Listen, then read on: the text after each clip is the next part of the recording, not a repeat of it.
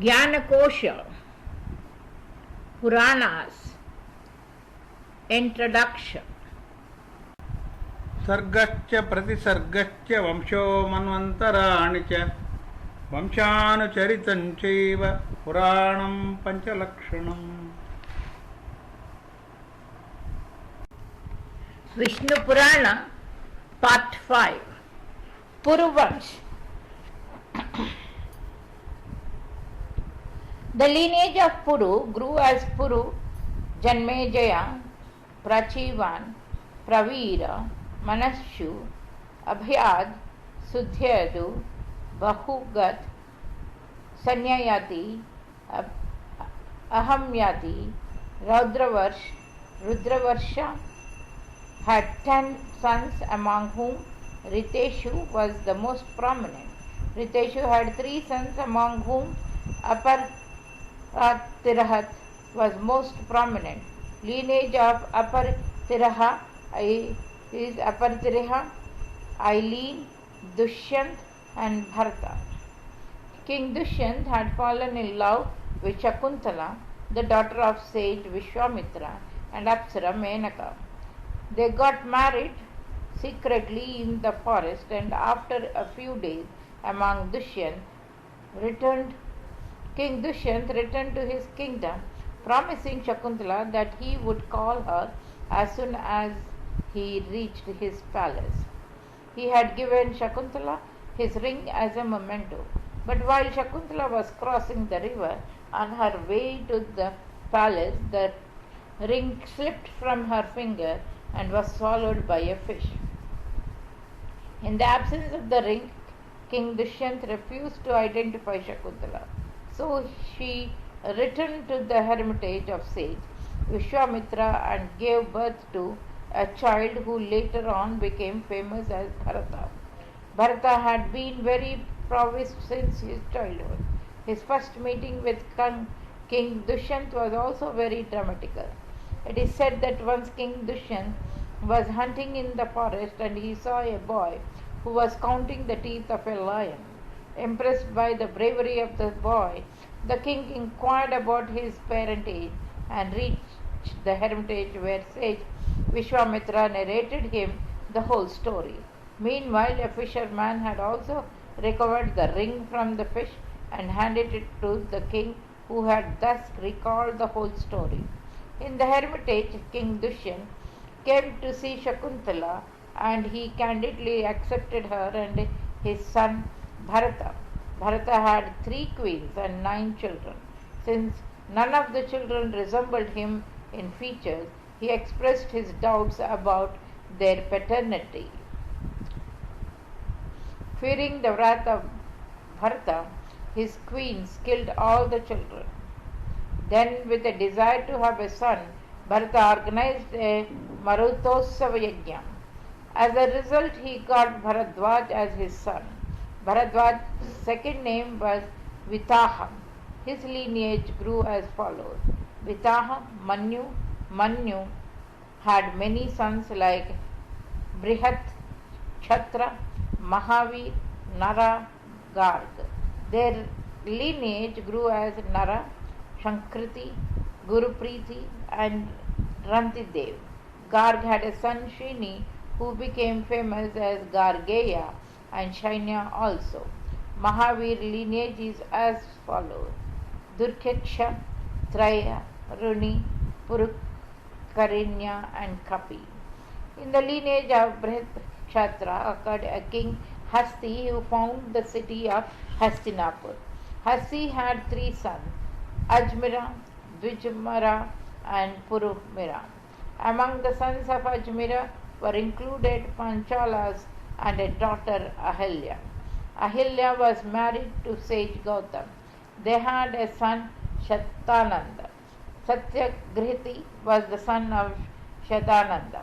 One Satyagriti happened to sight the extremely amorous and beautiful Apsara Urvashi.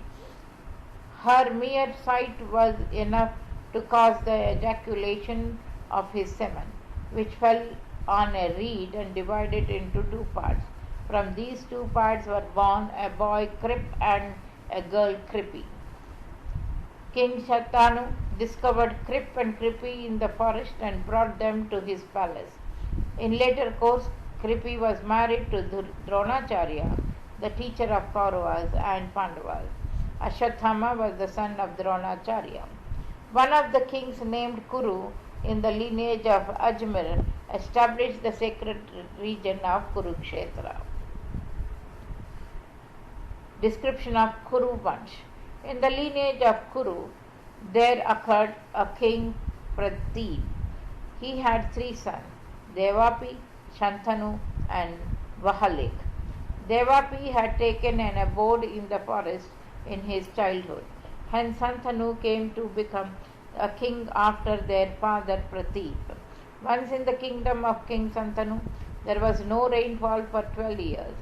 Perplexed by the continuous drought-like situation, Shantanu consulted learned Brahmins. Brahmins informed him that he had no genuine right on the kingdom, which in fact belonged to his brother Devapi. They also told him that as long as Devapi was not fallen from his supreme position, that drought would continue. Alternately handing over the kingdom to Devapi might also result in the end of the drought. Then Shantanu's minister Hashmasari appointed certain Brahmins who always spoke in anti-Vedas ways. Their continuous preaching disclined Vedapi's mind from Vedas. On the other hand, one day King Shantanu proceeded towards the forest along with Brahmins and his courtiers to hand over the kingdom to Devapi.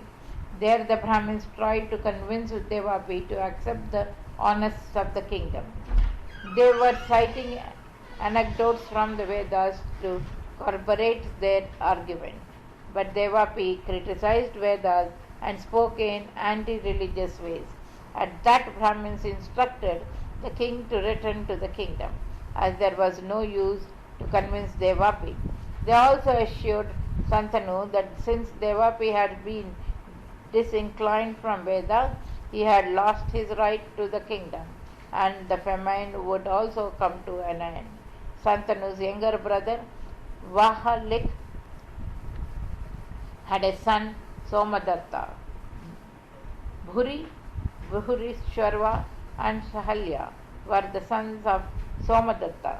In later course, Shantanu got married to Ganga and had a son, Bhishma. From his second wife, Satyavati, Shantanu had 2 sons, Chitrangad and Vichitravirya. Chitrangad was killed by a Gandharva, whereas younger Vichitravirya was married to the princess of Kashi, Ambika and Ambalika. He was so busy in carnal pleasures with his 2 wives that soon he contracted tuberculosis and died.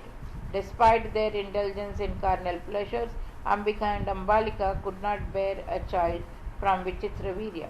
Hence, in order to continue their lineage, Satyavati inspired Ambika and Ambalika to appear naked before Vedavyasa and beget a child.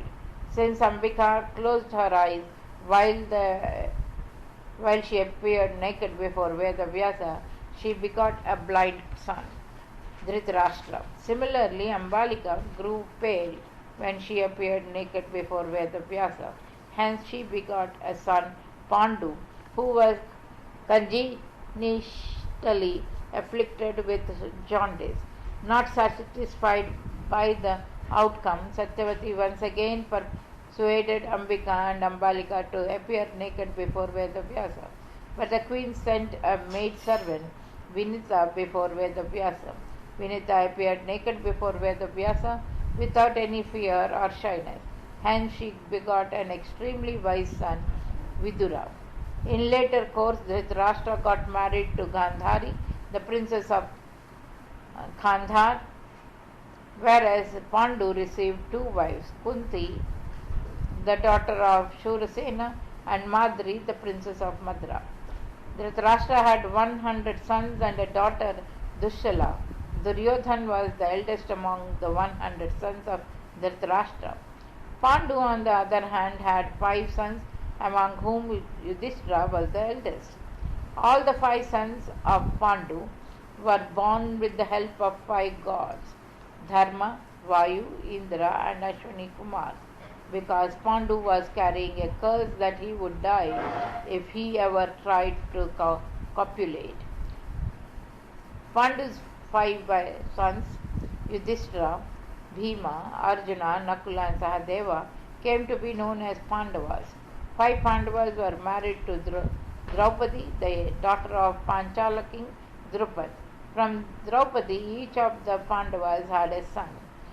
Their names were Prithivindhya from Yudhishthira, Shrutasen from Bhima, Shrutakirti from Arjuna, Shrutaneek from Nakula, and Shrutakarma from Sahadeva. Besides them, Yudhishthira had a son, Devak from Yaduheni, from Hidimba. Bhima had a son, Ghatotkacha, and from Kashi, a son, Sharvak.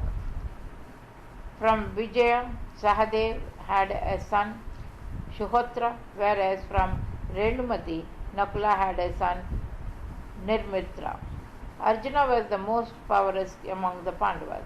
Apart from Draupadi, he had 3 more wives: Ulupi, who belonged to the Nagas, Chitrangada, the princess of Manipur, and Subhadra, the sister of Lord Krishna.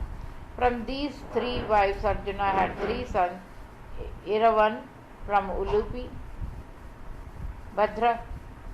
Vadruhahan from Chitrangada, and Abhimanyu from Subhadra.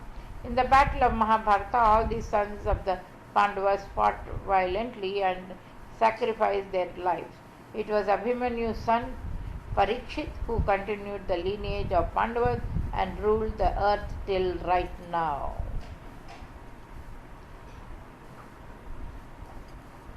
Incarnation of Lord Krishna. Vasudeva, the son of Sursena, was married to Devaki, the daughter of Devaka. On that occasion of their marriage, Devaki's cousin Kamsa was driving their chariot. At the time, a celestial voice declared that the 8th son of Devaki would kill Kamsa.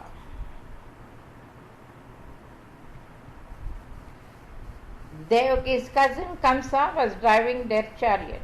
At that time, a celestial voice declared that the 8th son of Devaki would kill Kamsa. Kamsa, in the excitement, was ready to kill Devaki then and there, but Vasudeva convinced him, saying that he would himself hand over all his children to him. Thus assured by Vasudeva, Kamsa dropped the idea of killing Devaki. When the marriage of Vasudeva and Devaki was taking place, Prithvi approached Brahma in the guise of a cow. She complained to Brahma that population of mean-minded people was increasing and that she was not more able to bear the burden of their anti-religious deeds. Prithvi said, "O Lord, the same demon Kalanemi, whom Lord Vishnu had killed in his previous birth, had taken incarnation of Kamsa, the son of Ugrasena. Many other fearsome demons, Arishta, Dhanuk, Keshi, Pralam, Sunda, Banashur, and many more have taken over the rule of and tormenting the religious people in many ways.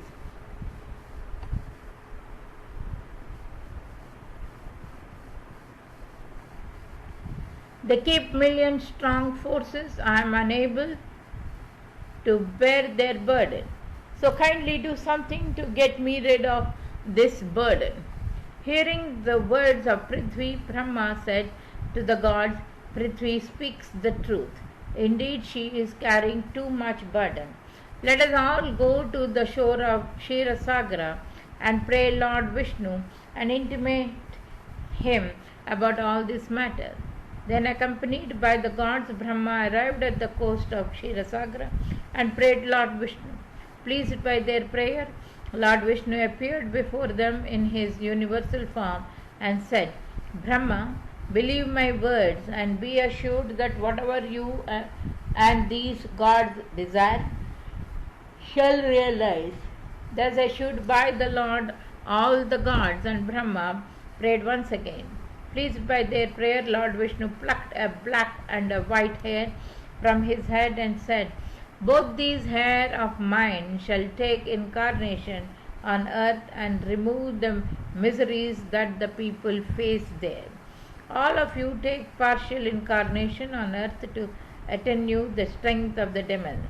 This black hair of mine shall take birth as the eighth son of Devaki and kill Kamsa, who is an reincarnation of Kalanemi." While this conversation was going on, Devrishi Narada appeared before Kamsa and informed him that Lord Vishnu would take birth as the eighth son of Devaki. Hearing the words of Narada, Kamsa angrily put Vasudeva and Devaki behind the bars. Then there is his abode, Lord Vishnu instructed Mahamaya to implant the 6 fetuses who were in Patala in the womb of Devaki one by one. He knew that all of them would be killed by Kamsa. Then he instructed Mahamaya to implant his part, Shesha, who would appear as the 7th issue of Devaki in the womb of Rohini, the second wife of Vasudeva, so that he could appear as her son instead of Devaki's. Lord instructed Mahamaya to appear in the womb of Yashoda in Gokul, while he himself would appear as the 8th issue of Devaki. He also told Mahamaya that he would take birth on the 8th day of the Daka phase in the month of Bhadrapad, while she would take birth on the 9th day, and that immediately after his birth. Vasudeva would himself carry him to Gokul, and leaving me beside Yashoda, he would carry her back to Mathura. Appearance of Lord in Devaki's womb. As per the dictate of Lord Vishnu, Yogamaya implanted 6 fetuses in the womb of Devaki. All the 6 children were killed by Kamsa immediately after their birth. Yogamaya transplanted the 7th issue of Devaki into the womb of Rohini, who was residing at that time in Gokul. Then Lord himself appeared as the 8th issue of Devaki. Since the time of his arrival, radiance of Devaki increased manifold. At the same time, Yogamaya also appeared as an issue of Yashoda in Gokul. Seeing the arrival of Lord himself as the 8th issue of Devaki, the gods prayed him with devotion. Then on the 8th day, in the Daka phase of Bhadrapad, Lord took birth. At the time of his birth, the wind suspended its motion. The rivers attained extremely purified state, whereas dense clouds gathered in the sky and caused drizzling. Seeing the child born with auspicious swastik mark on his chest, Vasudeva recognized him and prayed him. At the same time, he and Devaki also feared that Kamsa would kill their 8th son also. So they prayed the Lord to hide his divine appearance. Lord assured them that their ordeals would end soon. Then Vasudeva put the child in a winnower and started his journey on foot to Gokul. Carrying the winnower on his head because of the influence of Yogamaya, all the guards fell asleep, while the gates of the prison opened automatically. It was raining heavily at the time, so when Vasudeva reached in the open, Sheshanag spread its hood over him to shade the Lord from rain. In Gokul, Nanda's wife Yashoda too gave birth to a girl child, but because of Yogamaya's influence, she did not know anything about the birth. Vasudeva arrived there, and putting Lord beside the sleeping Yashoda, he took her baby and returned to his prison in Mathura. As soon as the baby reached in the prison, she began to cry loudly. Her cries awakened the guards, who ran to inform Kansa about the child's birth. Kansa at once arrived there, and snatching the baby from Devaki's lap, he dashed her on the wall.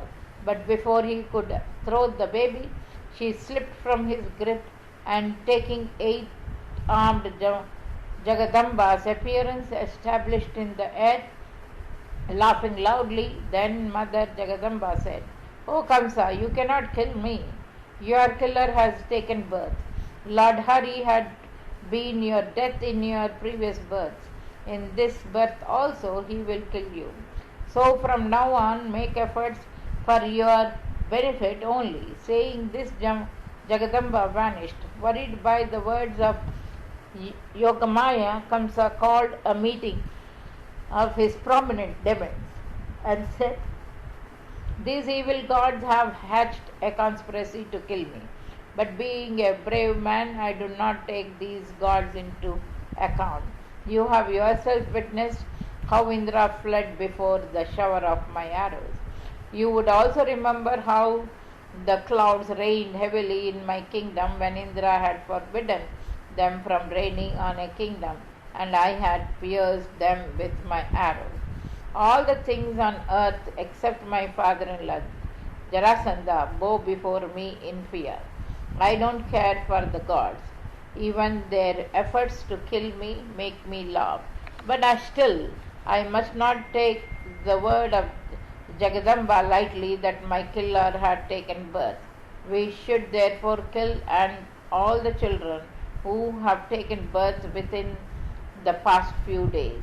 Instructing the demons, Kamsa approached Vasudev and Devaki in the prison and released them, apologizing his cruel action in the way of killing their innocent children.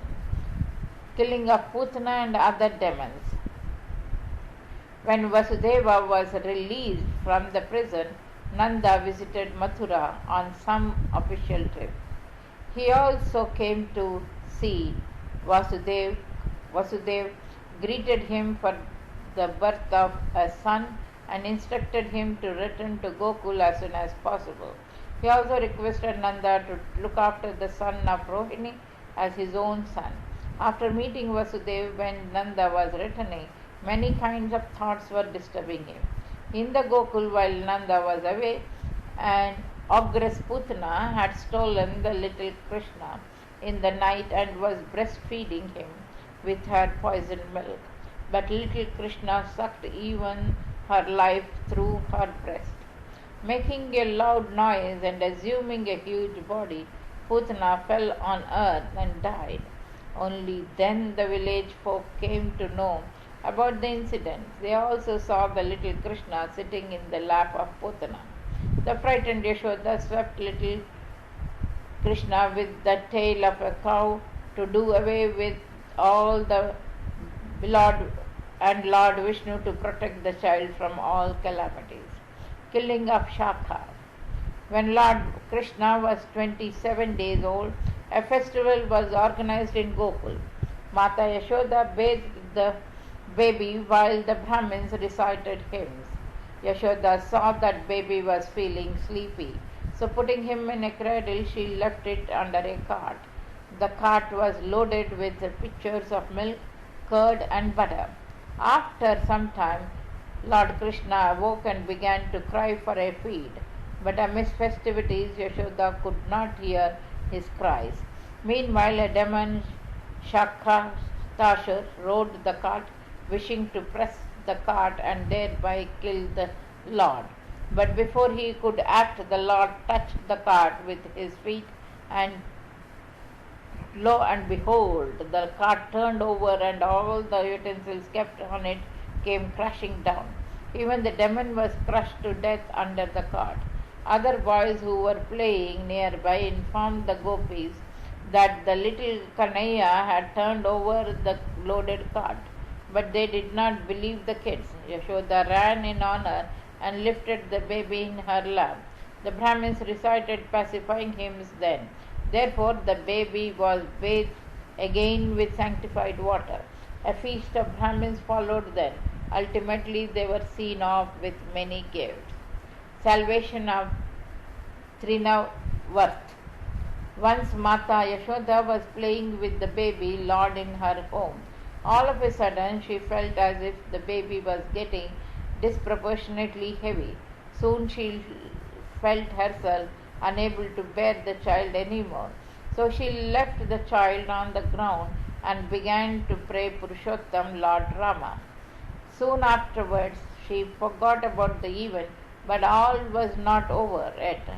Trinavarth, a demon minister of Kamsa, had arrived in Gokul as a fierce cyclone. He covered entire Gokul with dust and blinded the people temporarily. For a moment, people could not see anything, and during that moment, Trinavarth blew the baby in air with him. When the dust settled, Yashoda did not find the baby Krishna where she had left him. She felt extremely sorry and fell on the ground in depression. Other women folk also gathered round her. They too began to cry, not seeing baby Krishna there. In the form of a cyclone, the demon Trinavari had blown the baby Krishna with him, but he too could not bear his heavy burden. So he began to lose his velocity. Lord Krishna caught him by neck. The demon died in a few moments and his dead body fell in Vraj.